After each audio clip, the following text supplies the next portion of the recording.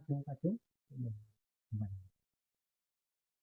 इसलिए गोस्वामी तुलसीदास जी ने विनय पत्रिका में एक पद की एक अर्धाली में कहा है कि मन सदौ सदा करहु सत्संग। क्या करना है?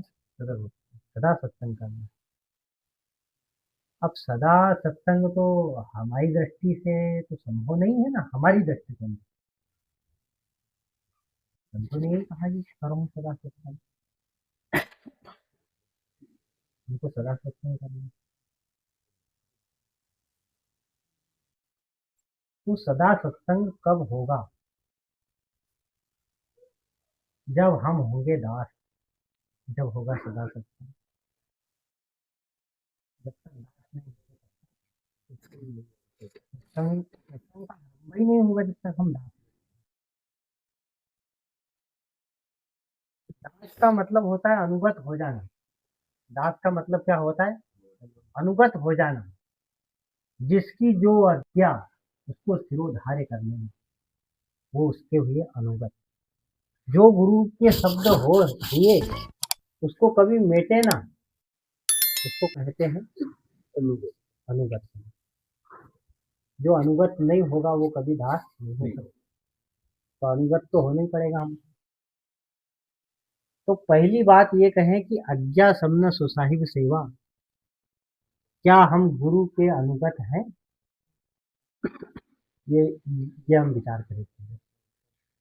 यदि हम गुरु के शब्दों के अनुगत है, गुरु के यदि अनुगत है तो हम हो गए दास। और दास यदि हो गए तो हमको सदा सत्संग की कला आ ही जाएगी। अच्छा, सदा सत्संग करने से क्या होगा? सदा सत्संग से ये होगा, दीजिए आ गई जाओ तुम। सदा सत्संग से क्या होगा? सदा सत्संग से हम अध्यात्म पर हो जाएंगे आसीन। सदा सत्संग करने से हम अध्यात्म पर आसीन हो जाएंगे। अध्यात्म तो हमारा आसन है जिसके ऊपर हम बैठ जाएंगे, उसी को कहते हैं आसीन होना। तो वो जो आसीन जो होना है वो वास्तव में है क्या, इसे हमने बड़े विचार पूर्वक समझना चाहिए।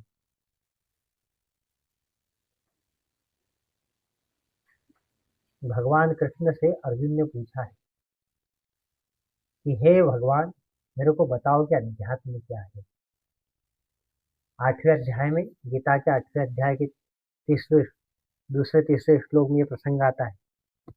भगवान ने पूछा है कि अध्यात्म क्या है। अर्जुन, अध्यात्म क्या है? क्या उत्तर दिया है भगवान ने? जीवात्मा है अध्यात्म। हाँ, जीवात्मा है अध्यात्म। ये उत्तर लिखे थी। कोई ऐसा नहीं है,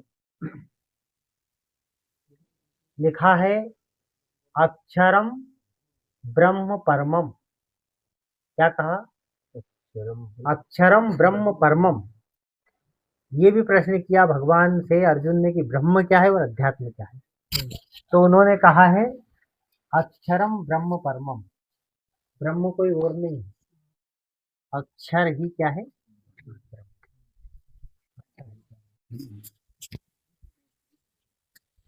कौन सा अक्षर?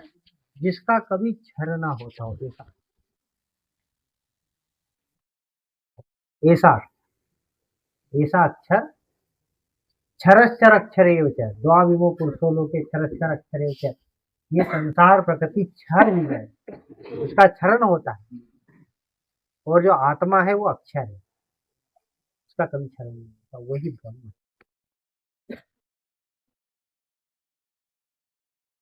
तो अक्षरम ब्रह्म परमम। फिर कहा है कि अध्यात्म क्या है? तो कहा कि स्वभावो अध्यात्म विमुच्यते। क्या कहा? स्वभावो अध्यात्म विमुच्यते। अध्यात्म किसको कहा गया? तो बोले स्वभावो अध्यात्म विमुच्यते। स्वभाव का नाम अध्यात्म। तो अर्थ में लिखे जीवात्माओं का टर्म। स्वभाव का नाम क्या कहा उन्होंने? गीता यदि पढ़नी हो, गीता यदि समझनी हो, ऐसी समझनी। वो तो प्रेस वालों ने, पंडितों ने, ज्ञानी वानियों ने लिख दिया उनके हिसाब से, पर वास्तव में जो गीता है वो संस्कृत, कई सारे अर्थ बनते हैं, वो अर्थों के हिसाब से कई सारे अर्थ में से उत्पत्ति लगा के अर्थ लगा दिए। अच्छा है जैसा भी भाव, कोई दिक्कत उसमें नहीं अपने को लानी। लेकिन स्वभावो अध्यात्म विमुच्य थे। अध्यात्म किसका नाम है? बोले स्वभाव का नाम ही अध्यात्म। अध्यात्म किसका नाम है? स्वभाव का नाम अध्यात्म है। बस। तो स्वभाव का नाम जो अध्यात्म जो है, स्वभाव का नाम यदि अध्यात्म है, तो स्वभाव को संरक्षित करना, स्वभाव को संरक्षित करना, क्योंकि स्वभाव क्या है? बिगड़ा हुआ, उसको संरक्षित करना, उसको संभालना। और ये स्वभाव इतना खतरनाक है, इतना खतरनाक है कि हम बता नहीं सकते। क्योंकि स्वभाव की जो गति है, अभी तो मन नहीं संभल रहा है। मन की गति बड़ी तीव्र थी, पर मन से भी सूक्ष्म और अति वेग वाला, मन से भी अति गति वाला और मन से भी सूक्ष्म और मन से भी परे जो है वो है स्वभाव। तो ये जो स्वभाव जो है, स्वभाव ऐसा है कि व्यक्ति का जो स्वभाव होगा, समय के हिसाब से वो वही काम करेगा जो स्वभाव में सम्मिलित है, वही करेगा। स्वभाव बड़ा सूक्ष्म है, तो स्वभाव का नाम ही अध्यात्म है। और इसी स्वभाव का नाम संतों ने सहज भी दिया है। सहज नाम भी किसका है? स्वभाव का ही है, पर्यायवाची शब्द है। सहज नाम किसका है? स्वभाव का। जैसे कि जल में शीतलता सहज रूप से है ना, कोई ने प्रवेश नहीं करेगा। क्यों? क्योंकि उसका स्वभाव है, प्रकृति। तो ये अध्यात्म नाम किसी और का नहीं है, स्वभाव का है, स्वभाव का नाम। यानी वहां तक प्रवेश हो जाए, कहां तक? ये सत्संग का वहां तक प्रवेश हो जाए, तब ये अध्यात्म होगा, तब अध्यात्म होगा। या तो अध्यात्म होगा या फिर अज्ञान होगा, दो में से कुछ भी होगा। तो स्वभाव में क्या शामिल है? अज्ञान शामिल है। स्वभाव में अज्ञान शामिल है, अध्यात्म नहीं है शामिल। उसकी तीन स्टेज है। स्थूल शरीर से किया गया कर्म, यदि स्थूल शरीर की क्रियाएं यदि इसमें शामिल ना हो तो सारे अध्यात्म के साधन भी कहीं ना कहीं अपंग रह जाएंगे ना। अभी यदि तुम यहाँ पे आए तो ये किससे आए? हाथ पैर से चल के आए। शरीर तो साधन बनेगा ना। साधन धाम मोक्ष कर द्वारा, ये साधन का क्या है? मोक्ष धाम है, मोक्ष का धाम है। इसको साधन स्वरूप माना है तुलसीदास जी ने, ये साधन स्वरूप है। अभी ये जो साधन स्वरूप है, अब यहाँ पे तुम जो चिंतन मनन कर रहे हो, किसके द्वारा कर रहे हो? मन के द्वारा। ये मन के द्वारा कर रहे हो, पर ये मन के द्वारा चिंतन मनन किया गया जो है वो तुम्हारा स्वभाव बन जाए, वो काफी परिपक्व अवस्था है। वहां तक यदि स्वभाव तक भी ये चिंतन मनन पहुंच जाए तो वही हो जाता है अध्यात्म। नहीं तो यहाँ से सुना के गए, कोई ऐसी घटना हुई, क्रोध में किसी को अपमान कर दिया, मतलब स्वभाव में नहीं गया था ये, स्वभाव में नहीं गया था ये। यदि स्वभाव में यदि चला जाता तो ये कुछ नहीं। बोले घर जाके परिवर्तित हो जाते हैं। इसका मतलब ही है सुन रहे हैं, कोशिश चल रही है, लेकिन अभी तक भी ये स्वभाव तक नहीं गया। इसी को कहते हैं सिंगाजी महाराज कि एक पन खोयो मन, यानी कर्म भी खो दिया, कर्म से भी उभर गए हो। अभी तुम हाथ पैर से चल के आए, मतलब ये कौन सी गति है? पहली गति है ये तो।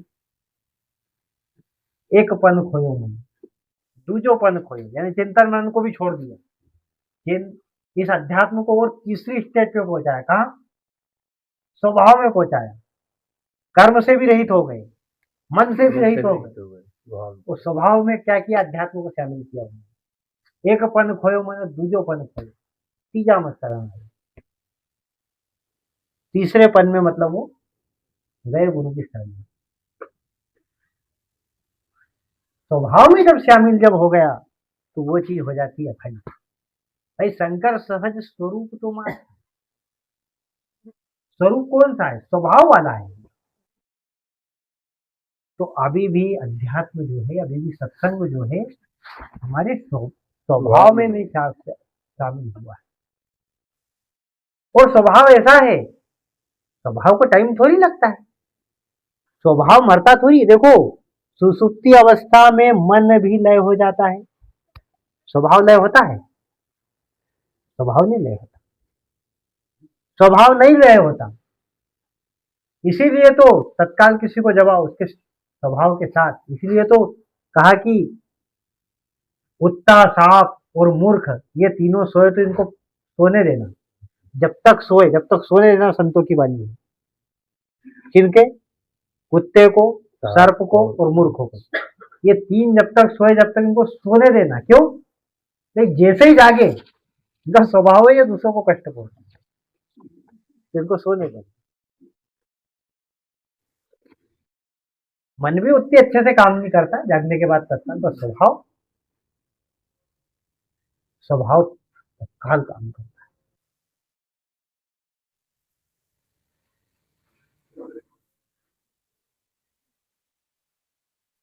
ये जो है वो स्वभाव में नहीं शामिल है। तो स्वभाव में जो चीज शामिल हो जाती है ना,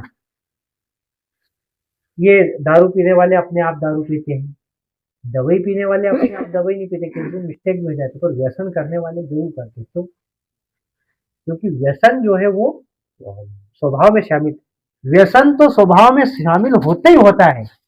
पर दवा आज तक किसी के स्वभाव में शामिल हुई क्या?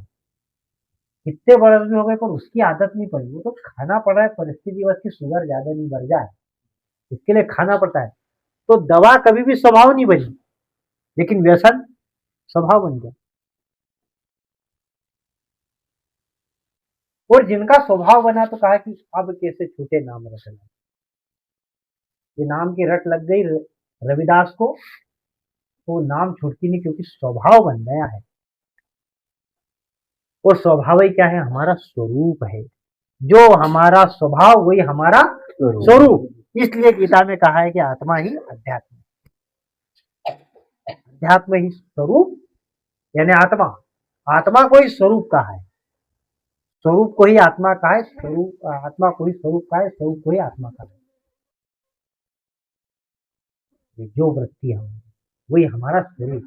इसलिए वृत्ति सारूप्य मित्र, जो वृत्ति वही हमारा स्वरूप, यानी जैसी वृत्ति वही आत्मा का स्वरूप। यदि हम चोरी करते हैं तो हमारी आत्मा का स्वरूप भी क्या होगा? चोर जैसे ही हो जाए। फिर भी उससे रहित है वो, क्योंकि रंग के ऊपर आपने यदि स्फटिक मणि यदि रखा, लाल पे रखा तो स्फटिक मणि लाल दिखेगा, हरे पे रखा तो हरा दिखेगा। हरा दिख रहा है, उसमें है नहीं। इस प्रकार से जैसे वृत्ति वैसे आत्मा का स्वरूप दिखलाई देता है, तो वस्तुतः वो उसे है नहीं, है नहीं, वैसे दिख तो रहा है, आरोपित तो है, और मान्यता है उसकी अहंकार बस।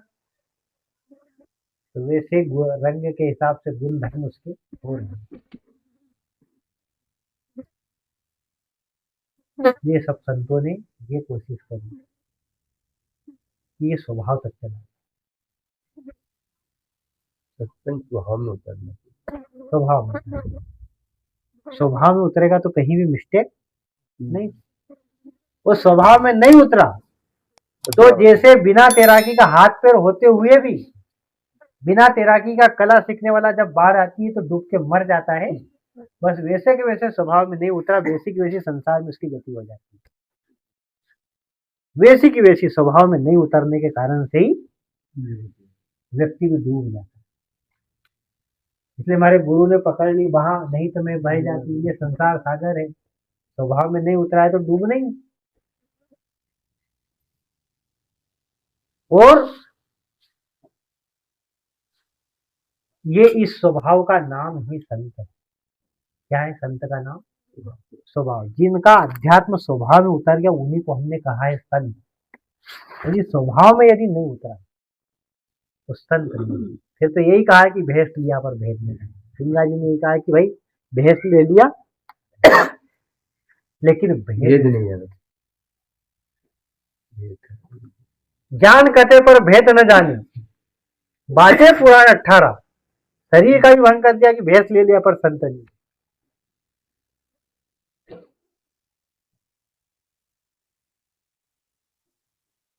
जान कथे कहो क्या हो, बाचे पुराण 18। मतलब इधर भी चिंतन मनन कर रहा है, वो भी कोई काम का नहीं। क्यों? क्योंकि सिर्फ और सिर्फ क्या नहीं किया, स्वभाव में शामिल नहीं किया। देखो चैतन्य एक ही है, चैतन्य एक ही है। और ये भी है कि जो स्वभाव बनता है जो स्वभाव बनता है कि चिंतन भी वैसे ही होता है जो स्वभाव है। कि स्वभाव का ही नाम स्वरूप है। जैसा स्वरूप वैसा चिंतन, और जैसा चिंतन वैसी काया, और जैसी काया वैसा उसका फैलाव विस्तार, यानी उसकी माया। ये होते ही होता है।